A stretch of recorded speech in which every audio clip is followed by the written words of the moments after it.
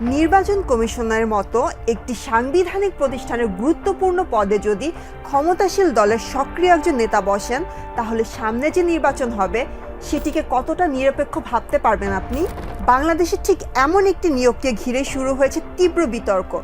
বিরোধীরা বলছে এটি নির্বাচনী ব্যবস্থাকে প্রভাবিত করার শুরু, আর সরকার বলছে এটি তাদের আইনগত এখতিয়ার। তাহলে আসল প্রশ্ন, এই নিয়োগ কেন এত আলোচনার জন্ম দিল? চলুন জেনে নেওয়া যাক। সামনে অনুষ্ঠিত হবে ইউনিয়ন পরিষদ থেকে শুরু করে পৌরসভা, উপজেলা, জেলা পরিষদ ও সিটি কর্পোরেশন নির্বাচন। ঠিক সে সময় চুক্তিভিত্তিক নিয়োগে নির্বাচন কমিশন সচিবালয়ের অতিরিক্ত সচিব করা হয়েছে বিএনপির সংসদ নির্বাচনকালীন সংসদীয় আসন পুনর্বিন্যাস কমিটির সদস্য মোহাম্মদ শামসুল আলমকে। শামসুল আলম একজন সাবেক আমলা।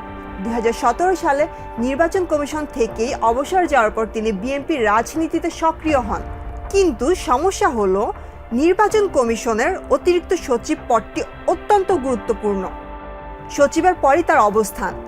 কমিশনের প্রায় সব গুরুত্বপূর্ণ ফাইল, বৈঠক, কর্মকর্তা বদলি এবং নির্বাচন পরিচালনার বিভিন্ন সিদ্ধান্তে এই পদের সরাসরি সম্পৃক্ততা থাকে। এমনকি প্রবাসী ভোটার প্রকল্পের তিনি পরিচালক।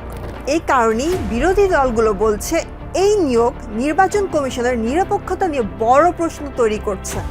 জামায়াতে ইসলামীর সহকারী সেক্রেটারি জেনারেল এহসানুল মাহবুব জুবায়ের বলছেন, একটি সাংবিধানিক প্রতিষ্ঠানের এত গুরুত্বপূর্ণ পদে কোনো রাজনৈতিক নেতাকে বসানো সম্পূর্ণ অগ্রহণযোগ্য।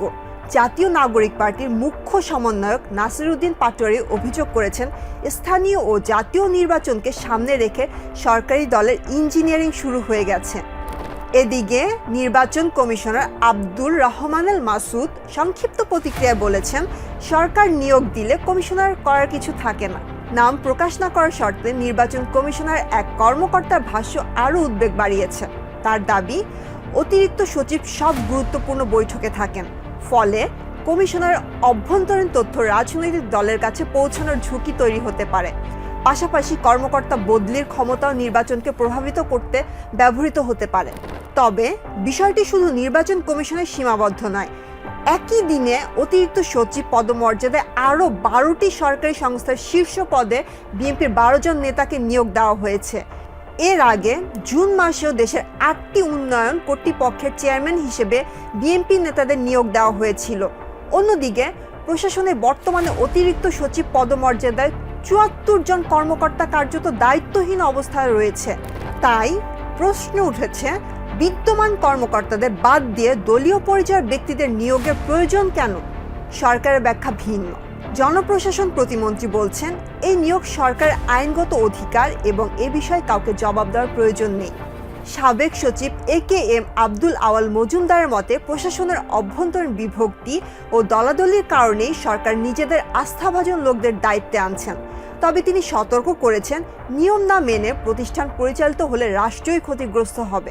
ঢাকা বিশ্ববিদ্যালয়ের লোক প্রশাসন বিভাগের অধ্যাপক সাদিক হাসানের বিশ্লেষণ হলো, দীর্ঘ সময় ক্ষমতার বাইরে থাকার কারণে বর্তমান প্রশাসনের উপর সরকার আস্থার সংকট তৈরি হয়েছে। সে কারণে গুরুত্বপূর্ণ পদগুলোতে দলীয়ভাবে বিশ্বাসযোগ্য ব্যক্তিদের বসানো হচ্ছে। নির্বাচন কেবল ভোটের দিন ব্যালট বাক্সে ভোট দেওয়ার নাম নয়, তার আগে নির্বাচন কমিশনের প্রতি মানুষের বিশ্বাস তৈরি হওয়াটা সমান গুরুত্বপূর্ণ। যদি সেই বিশ্বাস নিয়ে প্রশ্ন উঠে, তাহলে নির্বাচন যতটা সুষ্ঠু হোক, ফলাফল নিয়ে বিতর্ক থেকে যেতে পারে।